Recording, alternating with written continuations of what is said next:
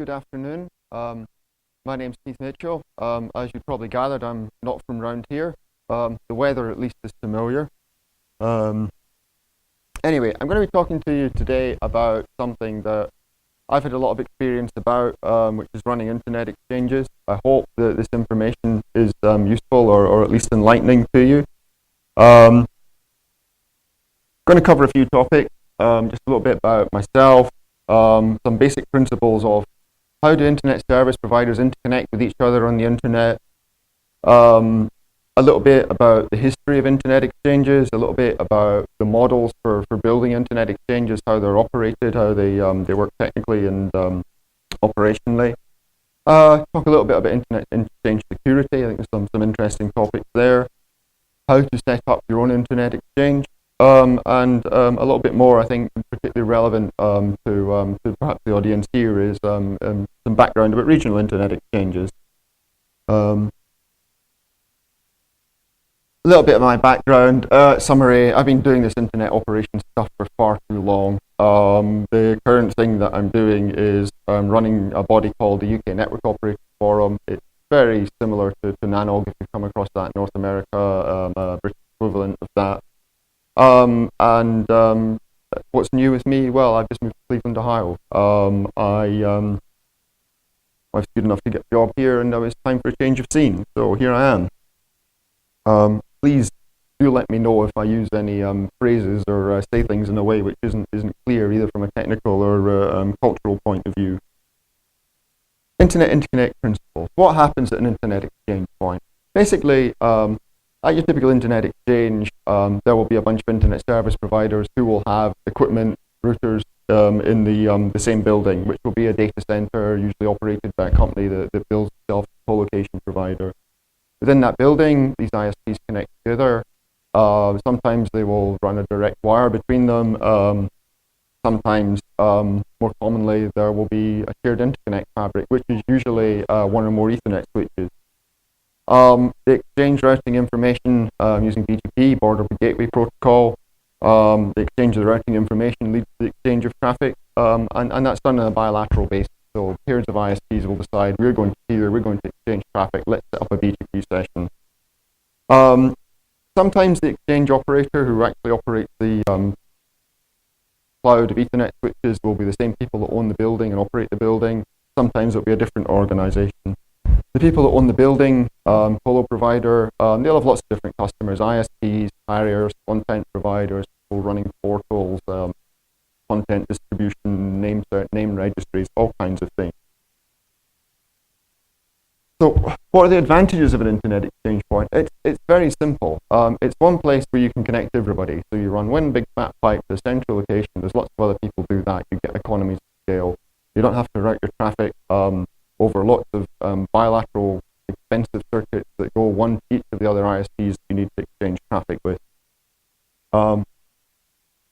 In more detail, commonly the motivation for setting up an internet exchange is to keep the traffic within a region. So that within a country, you don't have to go outside of that country and back in just to talk to somebody who's in the next city. Within a city, you don't have to go over to Washington, D.C. and back and talk to somebody who's just down your road. The numbers vary. But typically anywhere between a fifth and a third of the traffic can be local. For some parts of the world, and Korea has actually got the biggest internet exchange in the world because they have a lot of local content that is of less interest to the rest of the world. What are the other advantages? Reducing your bandwidth cost. If you take that traffic off your expensive long-haul circuit, that frees up more capacity. It potentially reduces the bill to the upstream ISP that you're buying transit from. Local fatter pipes are cheaper on a local basis, so you've got more bandwidth to play with. You're not hopping through lots of indirect other routers or other locations, so it's very good for improving latency as well. There's economies of scale. As I said, the basis that internet service providers generally exchange traffic at an exchange is something called peering. I'll say a little bit more about that later, but the main motivation is it saves you money. And once you've got all these ISPs in the same place, then it starts to create other interesting things in that there's a competitive market for buying and selling access capacity, wholesale internet access, all kinds of things. So peering is a very important building block of what makes the internet connect together. Two ISPs decide that I'm not going to buy or sell service from you, but we can both get advantages from having access just to each other's customers. So let's exchange traffic on that basis. And usually, unlike buying service from somebody, there's no money changes hands. And it's what's called settlement free. When two telephony operators interconnect, then the money tends to flow in the direction of who's making the one call to the other. Peering agreements between ISPs, generally there's no settlement. It's not unheard of, but generally there's no settlement when you're exchanging IP traffic. And it's about bartering perceived equal value. And you will quite often get the situation where a big ISP will say, well, I'm only going to peer with other big ISPs, and here's my set of rules for what is a big ISP. And they won't peer with the little guy, but the little guys have peer with each other, and there's a whole kind of food chain. Not billing the packets also keeps the commercial arrangement simple. You can quite often get a peering agreement on 2 or 3 pages, or it's quite often done on a gentleman's handshake basis. Other key principle is that of public interconnect. I refer to an IXP, Internet Exchange Point, throughout my discussion. More commonly in North America, they're called NAP. Easier to pronounce but less technically accurate, network access point. But when I say IXP or NAP, I mean exactly the same thing. The point here is that you have a single shared fabric that everybody's connected to. It's usually Ethernet. There are other technologies that work as well. But it creates an open medium in which many-to-many connectivity becomes possible. That doesn't mean that you have to exchange traffic with everybody else on the exchange. What it means is you have the possibility of doing so. Actually exchanging the traffic requires a bilateral agreement. Other models exist. I talked about private interconnect earlier, and I'll say a little bit more about transit shortly. Technologies, back when people first started doing this, 10 meg Ethernet was the most common thing. That was used to connect the ISP's routers to the switch. At the bigger exchanges, we had more than one switch. We used 100 meg FIDI. But usually most of these exchanges were one switch in one building. 6, 7 years ago, 100 meg Ethernet came along, pretty much superseded all the 10 meg and the FIDI. Few exchanges used ATM. Ameritech ran a big exchange in Chicago that was ATM based. I think was the most successful of these. But 1 gig Ethernet is now pretty ubiquitous. 10 gig Ethernet, a lot of the exchange operators were very much the bleeding edge of 10 gig, and there was some that was more painful than it needed to be. But typically it's used in the core of network, between the switches, between the sites. But at the bigger exchanges where they're pushing maybe 50, 60, 100 gig of traffic, the 10 gig is quite often used to connect the actual members to the exchange as well. That's scary because there aren't any technologies that are going to be a whole lot better than 10 gig anywhere obvious. And that's a separate story. One way of bodging around the 10 gig limit is to use things like WDM, MPLS, other kinds of bandwidth multiplying technologies. Gigabit Ethernet is good stuff. It's cost effective, it's high bandwidth, it's cheap, gives you more capacity than most users or SMEs might ever want to use. Very common now. It works between one rack and another over copper. It will work over metropolitan distances, tens of miles, kilometers. Most ISPs use it. It's almost universally used to connect switches together. And really, if you go out and buy a switch now, the price premium for a port that will do 1 gig over copper compared to 100 meg over copper is negligible. And there's some good vendors, there's some good products out there. Cisco, Extreme, Force 10, Foundry are all doing state-of-the-art switches that will meet internet exchange requirements, no problem. So, a little bit about internet exchange history. Been plenty of ageist remarks in the other room earlier on already. But we first started doing links in London in 1994. 10 years later, for the 10th anniversary, we donated the switches to the Science Museum in London. So if you were doing your tourist thing in London and you go to the Science Museum, which is worth visiting in its own right, then up there in their Digitopolis exhibit, there's a Ethernet switch that I cabled and labeled in a glass case, and so therefore it must be history, I guess. That was quite an interesting experience. As I said, set up in 1994. Back then there were only 5 ISPs in the whole of the UK. I worked for one of them, Pipec. And literally there were 5 pipes out the country, and they all went to the US, and each one went to a different one. So if you were sitting in London connected to Demon and you want to send some email to your mate at Cambridge in Pipex, then literally it went from Demon across the Atlantic, across the May East Exchange in Washington DC to UU and then back down the pipe to Pipex. Obviously that was silly, and these were the days when we were paying maybe $100,000 a year for 128k of capacity. So you can imagine that we had a pretty strong incentive. Of course, we were all fiercely competing with each other as well, so the idea that one of us would host the exchange and the others wouldn't was fairly alien. So eventually we found this nice building called Tally House, which basically just sold space. It didn't try to sell you anything else like circuits or connectivity, and we put a 10 meg Ethernet hub. I'm sure anyone who's got an Ethernet hub in their bag with them today has probably got more capacity, more capability than the original Link hub. But the important thing is we connected it all together first. We did the engineering, we got the traffic flowing, all the governance stuff, the finance, the legalities, all of that stuff come later. And I think that's a really important principle. History of links. This is not so different from a lot of other internet exchanges all over the world. After a year, we incorporated as a not-for-profit membership organization. We hired our first full-time employee a year later.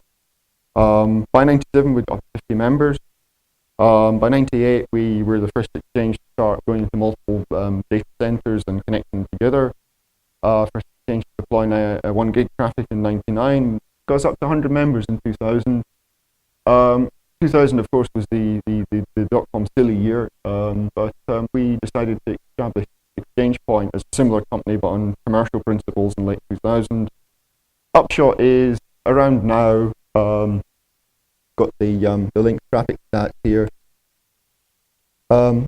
These guys are pushing 105 gig of traffic through the switch fabric, more than that if you count the private internet. So it's quite an interesting challenge to keep that stuff going and flowing.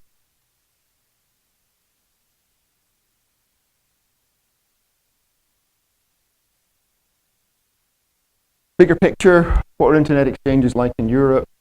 Typically, the ones that have been successful have kept the neutrality model. They've set up a non-profit membership organization. They're not in the hosting or colo business. And usually, they buy space from people who run the building, so they just run the switches.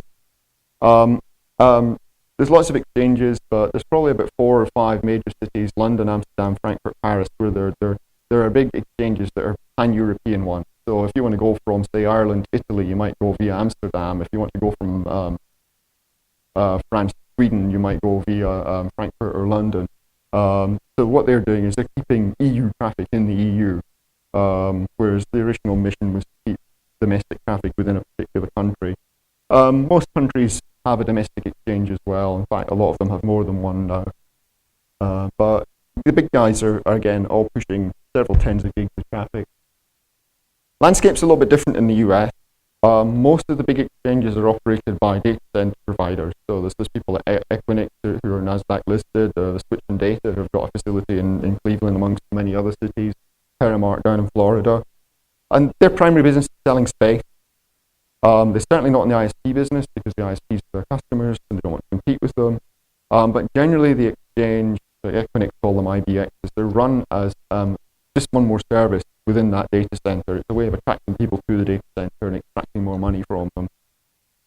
Again, there's a focus on particular cities that are doing the national and international switching, San Francisco Bay Area, Washington DC, originally May East, various other things now, New York, Chicago, Los Angeles. There's also quite a number of, there's a few other cities like Miami, Atlanta, Seattle, where there's quite a lot of traffic switched as well. But there's lots of little ones as well, which for the sake of this presentation, I'm going to call regional ones. Slightly different ball game there. Typically volunteer membership organizations, pretty informal governance. Mostly it's local ISPs rather than sort of backbone tier 1 type people that have got together. Consequently lower traffic volumes. As I say, there's lots of them. The two that are physically closest to where we are today are in Pittsburgh and in Columbus. And these are the ones I'll talk about a bit more later on. Again, global perspective on the regional internet exchanges. There was kind of second wave of these in the late 90s. after the national and international ones had set up. Some examples that I've been involved in, Manap in Manchester in England, Scotix in my hometown of Edinburgh in Scotland, the HH in Hamburg in Germany. And quite often there was a sort of motivation behind these, which is that there's far too much centralisation of the infrastructure in this country. Let's not have all our traffic going down south to London and back. Let's stop it up and open it in a local exchange. Again, not just the tier 1 guys, much smaller, more universal participation. Quite a lot of local government kind of jumped on the bandwagon there. It's like, oh well, we've missed out on the dot-com boom, but we can catch up if we just have our own internet exchange. That's a blessing and a curse. Again, say a little bit more about that. But really, like a lot of things that boomed in the late 90s, not all of these survived. Okay, a little bit about the non-technical stuff, the commercial and governance models. Neutrality is really very important. The whole point of internet exchanges is one place in the region or the city that you go to connect. If you get several of them in the same city, then you have to go to multiple of them, and then it costs more, and then you've lost the advantage. So they're kind of a natural monopoly, which means, of course, that whoever gets to control this monopoly is in a position to abuse it. So there's lots of risks if you don't set up the governance right, that it's not neutral, that there's abuse by one party or conflict of interest. There's some principles there. Successful internet exchanges, they're generally not owned or operated in-house by a single ISP or carrier. That's not to say there aren't examples of it working perfectly well. They're not transit providers. They don't resell IP connectivity to the rest of the world. They only enable connections between their participants. And they're not national or international backbone. Quite in less developed internet markets, Middle East, Asia Pacific, there are quite often things called the blah internet exchange, but actually they're not internet exchanges. They're actually the national PC telco has got a monopoly on internet transit, and they're calling it that because they can. Co-location, the actual building you're in, having that neutral is pretty important as well. In Europe, as I say, there's independent commercial companies who are purely in the business of providing space. In the US, they're tending to run the switch fabric as well of the exchange, but again, that doesn't have to be any less neutral. One place, carriers do a lot of colo, sell space to the customers. The idea of putting an internet exchange inside the telco jail is just one that's not at all popular. A bit more about neutrality principles. You don't have to comply to all of these to have a successful internet exchange. If you don't comply to any of them, you won't have a successful internet exchange. What works is very much tailored to the community that it operates in. But don't compete with your members, treat them all the same. Don't get into the business of long distance or international backhaul or carriage. Don't go into exclusivity with various parties. To say, don't be a wholesale ISP. Don't step over the line of being a wholesale ISP by sharing in somebody else's revenues. Don't connect outside the metro area. Confine with the service that you have to just the colo sites, and don't get into the business of running local tail to every building in the city. Being in multiple colo sites is usually okay, but that can be politically quite sensitive. And again, previous speaker was talking about differences between Germany and the US, and we had no problem. Well, we had some problem connecting our sites together in London, but the German exchange operators, I know, had a very long battle in getting out more than one site. There's lots of different models that apply. In Brussels, Lisbon, Catalonia, the National Academic Network runs the Internet Exchange, and that works mostly fine. I've talked already about the not-for-profit membership organisations. That's by far the most common model. I've talked about Links in London. Another very large and successful one is AMSIX in Amsterdam. I think the most successful North American membership exchange is Seattle, or the commercial providers. Another model is you actually have a company, but the shareholders are some of the exchange members, like the Mix in Milan or the JTIX in Tokyo. I have this principle which I apply, which is that the internet survives on a balance of competition and coordination. Too much competition and you get a whole lot of proprietary standards, nothing interoperates. Too much coordination and you finish up with monopolies and centrally planned economies which stifle innovation. I think this applies to governance models, the environment the internet exchanges work in. There are advantages and disadvantages. Commercial ones can be very flexible, which is something new. We don't have to take the members in order to get authorization to engage in a new project. They can maybe ride some of the short-term market blips a bit better, but there's always going to be pressure on them to be less neutral, to go after the revenue opportunities. Non-profit ones work very well, but they do need a certain critical mass to be viable. Volunteer ones, well, they don't use a lot of resources, but they can sometimes be a bit opaque. How do I join this exchange? Oh, well, you have to try and track down this guy who's impossible to reach, whose name's not on the website. And they're captured by, maybe one volunteer will do so much stuff that they feel it's their personal property, or they're also subject to just apathy. Nobody can be bothered volunteering. They've all got day jobs. Public sector ones can work very well. Again, they're less common. There is a monopoly danger there. There is a danger of them being hijacked by political influence. Okay, so you've heard the first part of the talk and think, well, one of these internet exchanges, maybe I could have one of these. How do I could be cool. How do I go about setting one up? First step is you've got to have some critical mass. An internet exchange with one ISP at it is not really any value. Experience suggests that 5 is the magic number. If you get less than 5, then it's probably not worth doing. It won't necessarily be self-sustaining. And of course, because all these people will be in the same physical location, they will potentially be in the same market, they will compete with each other.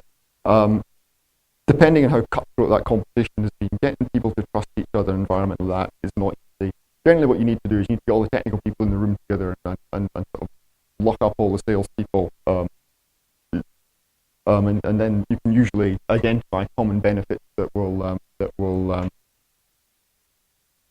get people to trust each other and get the thing going. Quite a good idea if you're setting up a membership organization, association, have some kind of memorandum of understanding that everyone signs up. If you're starting a commercial exchange, you're running it as a company, the principles are a little bit different. You can use like discounting strategies. The first 5 people get it for free, the second 10 people get it for 50% off, to encourage people to come on board.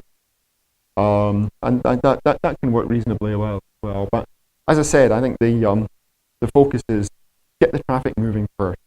An internet exchange that doesn't have a traffic graph on its website is not a real internet exchange because it doesn't have any traffic. It may have some wonderful website with all this stuff about governance and all the wonderful events they've had, but if they're not actually shifting packets, it's not real. Do that first.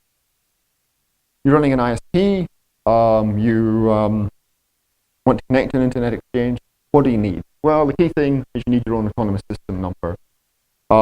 And that's something that you need. If you're taking transit from more than one ISP, you connect to more than one upstream, you need an AS number anyway. You need your own provider independent address space. By far the most straightforward way to that is to get that. Not for everyone, is to become a member of an internet registry. Body that does that is the American Registry for Internet Numbers. They're meeting in Montreal over the next few days. South and Latin America, it's LACNIC. Europe, it's RIPE-NC. There's 2 or 3 others. Other thing you need is Box can do BGP. Most Cisco and Juniper routers just do this out the box. You can buy kit from other vendors. I'm not so sure that their BGP implementations are completely up to scratch, but if that's an issue, there are some good open source Unix BGP implementations. Software like BGPD, Quagga will certainly do it. You need to put bots into a colo facility where there is actually an internet exchange. Once upon a time, it was really expensive, and you had to spend like $10,000, $20,000, $30,000 to connect an internet exchange. These days, you can buy the box off of eBay. You can get personal colo space for $50 a month, something like that. And some people have strange hobbies. My strange hobby is I run my own AS.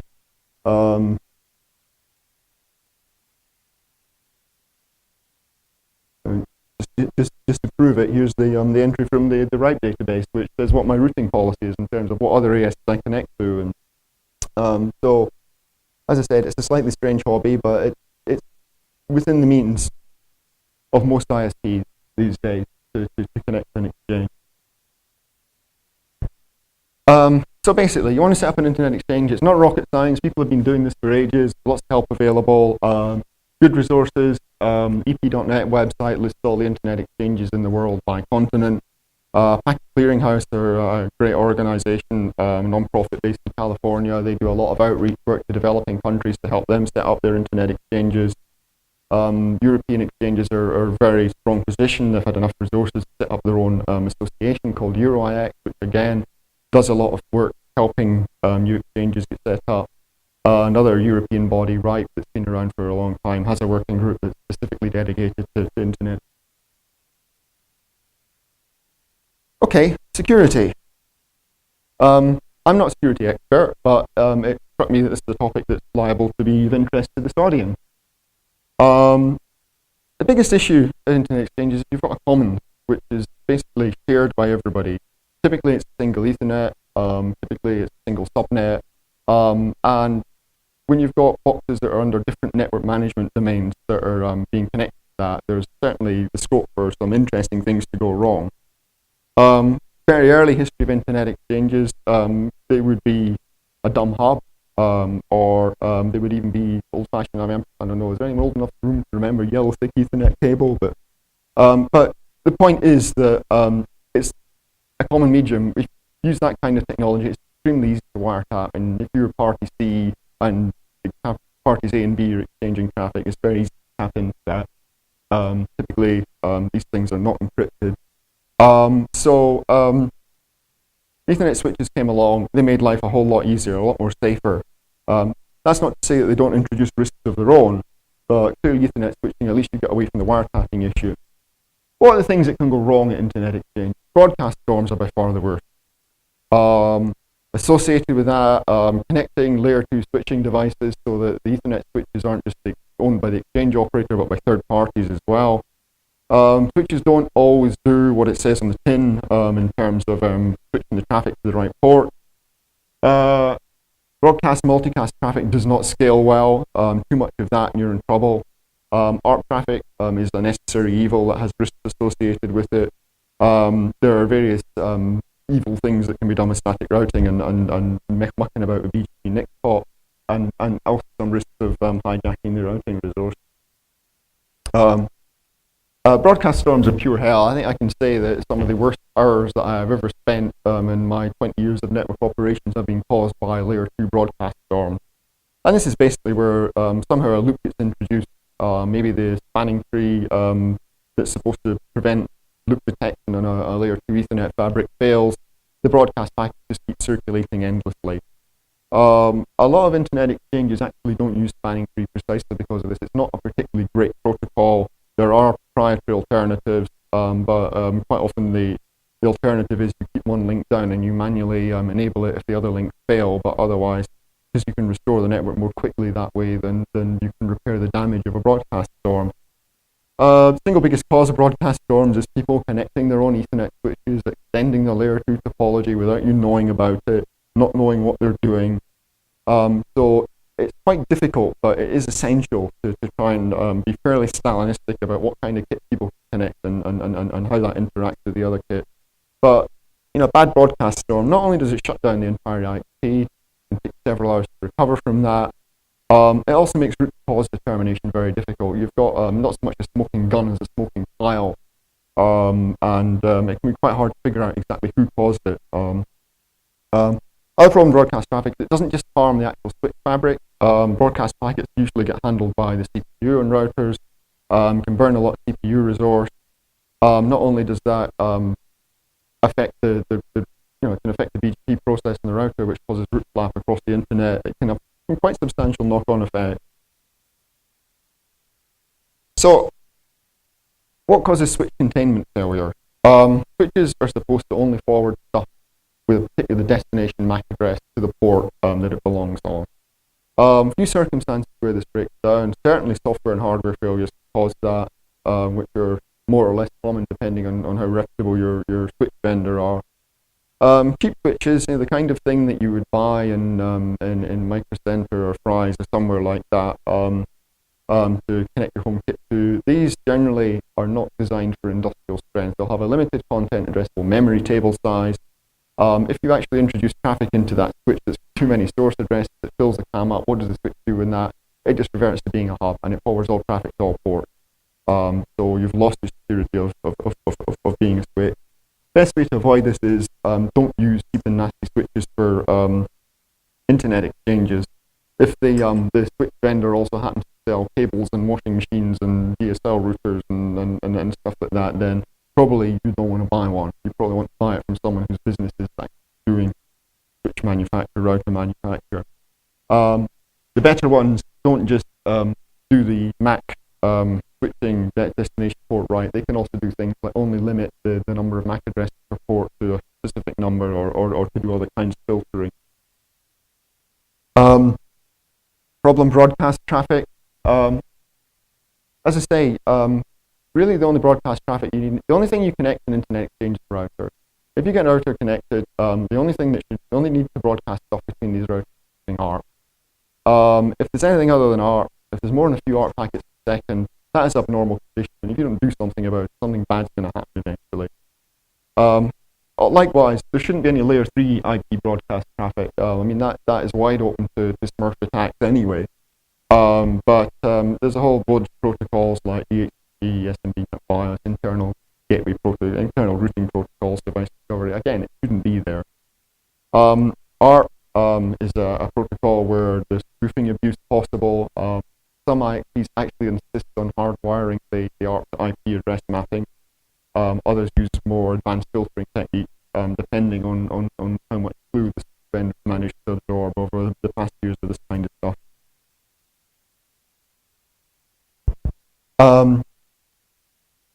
You can't always trust an ISP, to be honest. When it comes to interacting with other ISPs, there's some bad guys out there.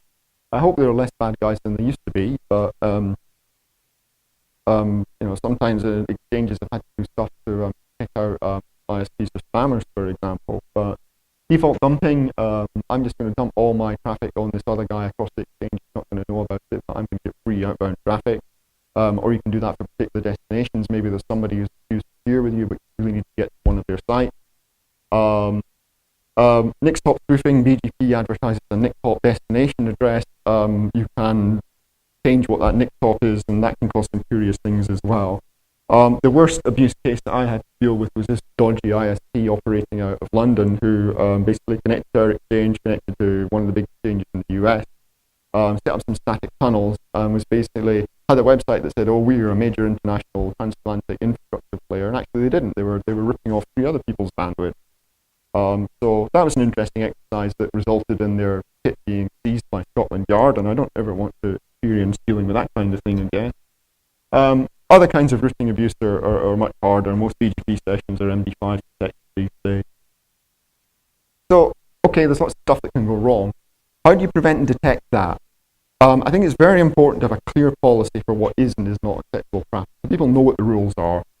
There's a whole bunch of documents out there. There's a couple I've been involved in writing, the URLs there. But it's not just about having a clear policy, it's also about monitoring that policy is complied with and enforcing it when it doesn't happen. There's custom software called IXP Watch being written, which just sits and looks at all the broadcast traffic in Exchange and use that to figure out whether things are working properly, whether there's strange stuff going on. You can use Armon to actually look at the packets on the wire. NetFlow and SFlow that actually tell how much traffic is being exchanged between a pair of destinations or between a pair of ports can be very useful for picking up strange stuff. In general, routers that are dedicated boxes are much easier to secure than connecting a general purpose server. Once you connect to a general purpose server, that box gets owned, then there's all kinds of things that you can get up to with it that would disrupt the exchange. That's not to say you can't do evil stuff with routers that are on dedicated boxes, but in general it's harder.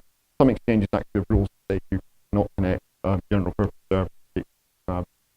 And again, a lot of these accidents are prevented if you're smart about the switch filter IP. Okay, wanted to talk a bit about regional internet exchanges. These are more challenging.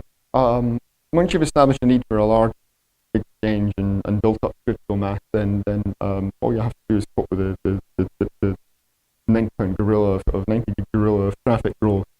You want to set up a regional exchange, it can be more difficult. My experience, one of the single biggest problems is that most of the eyeballs, the people in the DSL connect, cable connect in any given metro area, are locked into 2 or 3 MABLs or cable operators. Generally, they will do their peering, their exchange connection centrally, somewhere over on the west or the east coast or Chicago or somewhere like that.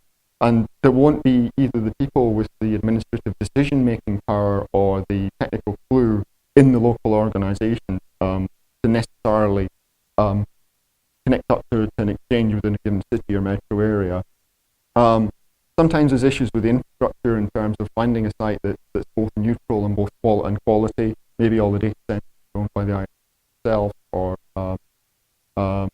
maybe the common facilities aren't up to industrial strength standard.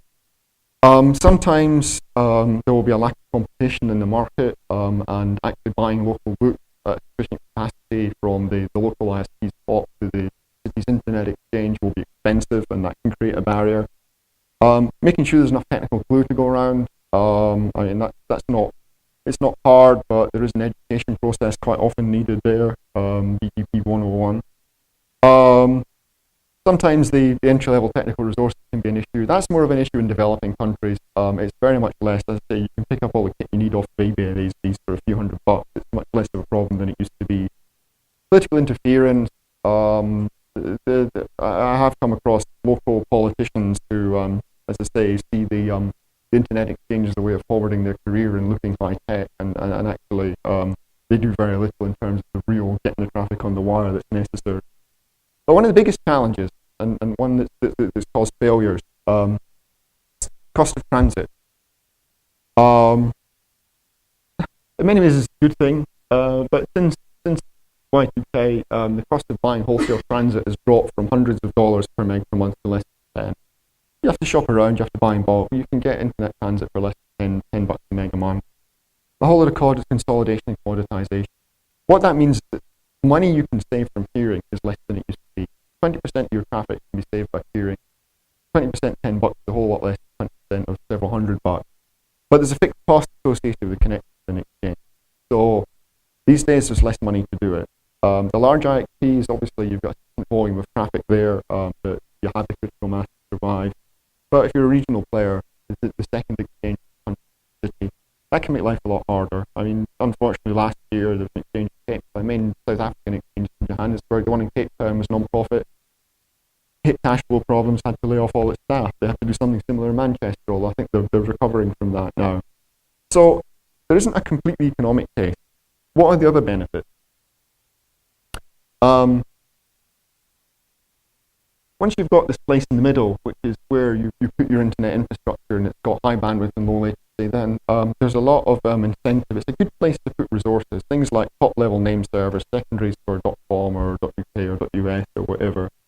Time servers, we had a whole lot of fun at the links in Y2K. We managed to get sponsored for 3 atomic clocks. So we put a 3 atomic clock on the Greenwich Meridian line. So the 0 degree line went through the building, and that was the Greenwich Electronic Time Project, which was fine until the politicians hijacked it. That's another story.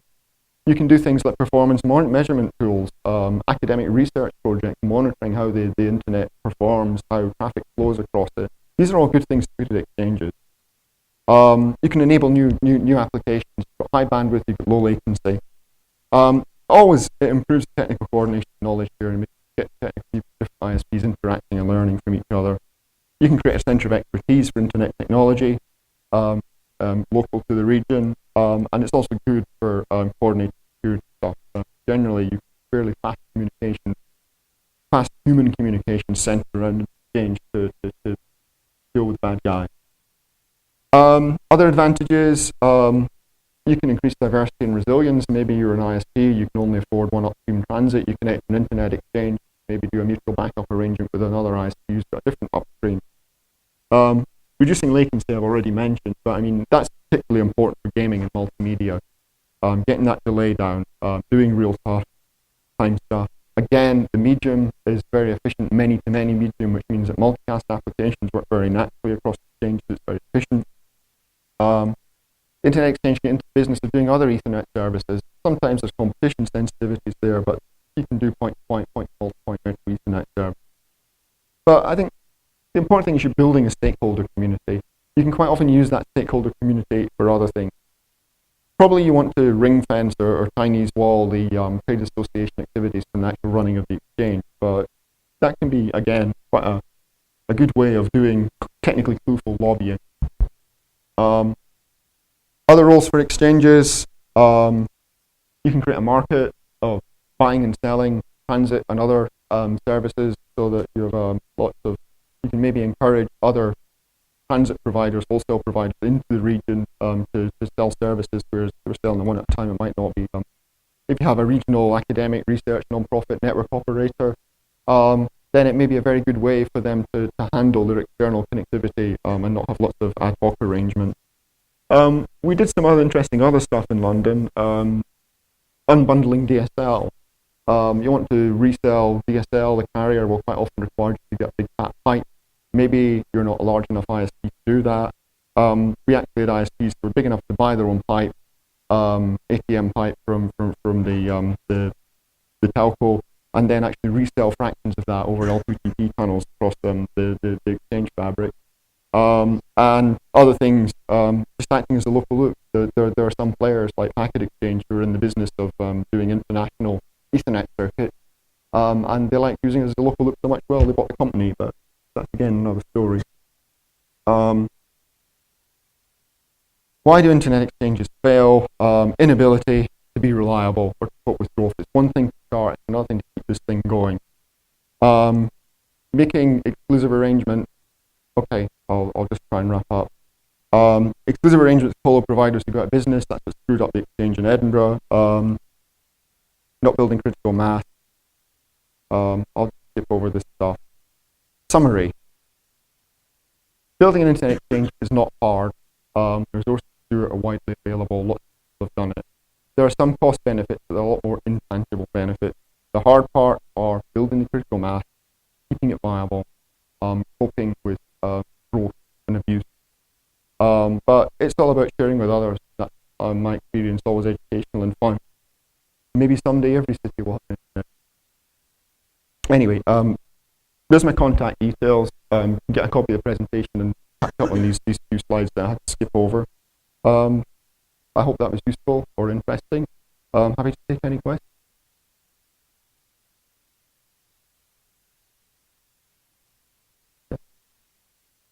One question back there.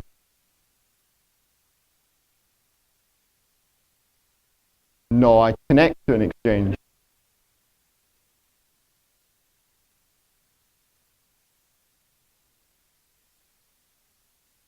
In Cleveland?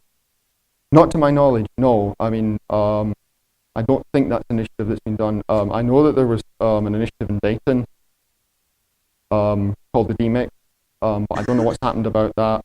As far as I'm aware, there's an exchange in Columbus. I think there's another one in Cincinnati, and then there's the one in Pittsburgh that I mentioned as well. So yeah, I don't know. Maybe Cleveland could do with its own internet.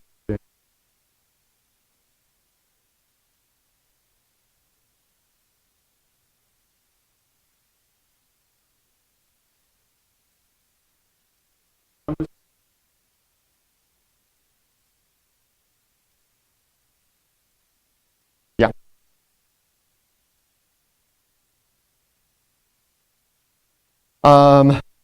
These were kind of abstract diagrams. In general, the topology that most internet exchanges will do is some kind of ring. You can either run, you can try running spanning tree around that, and as I say, that comes with some health warning. Or there are various proprietary technologies for, marking down one link in the ring, and then if it breaks. But in general, you'll have a core, which is probably a ring, maybe have two spurs off that for satellite side, and then the ISPs all connect into the edge of that.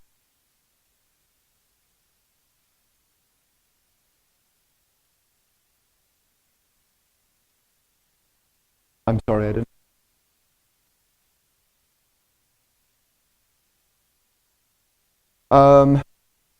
You can pretty much do it for nothing, because you'll probably find some switch vendor out there who's so keen to be associated with an internet exchange they'll lend you a switch for free.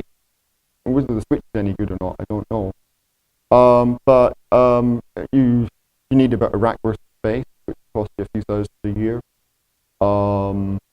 And you need a Ethernet switch, which depending with buying new or off eBay, will cost you a few hundred or a few thousand. And then most of the other costs are for the ISP participants. They need to hook up to that. They need to have the circuit into the building. They need to have space for the router. So yeah, it can be done reasonably cheaply.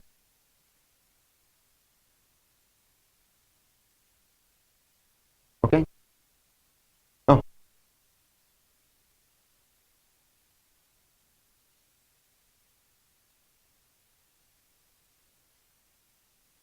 Yeah.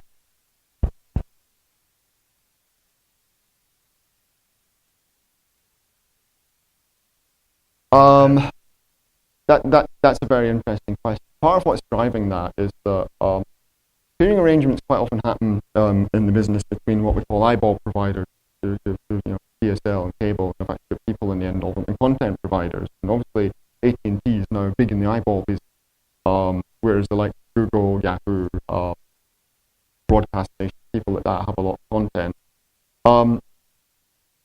Because the likes of Google have so much power in the market, they have been very reluctant to enter into peering agreements with anyone unless there's something in it for them. So this is obviously AT&T trying to use its new muscle to turn the table on them. I suspect that the market will probably balance things up there. There have been some attempts to do regulation of the settlement, the traffic exchange between ISPs, but in general, it's something that survives reasonably well. It's something that regulators like the FCC or Ofcom actually don't understand terribly well. So I hope that one will play out sensibly, and that I don't think that actually quality service is very meaningful in these environments, because if you've got 100 ISPs with 200 peerings at an exchange, are you then going to multiply that by 4 different classes of quality of service? I think that's too complicated. So I think it's cage rattling. It will probably play out. But yeah, it's an interesting question. Okay, thank you very much.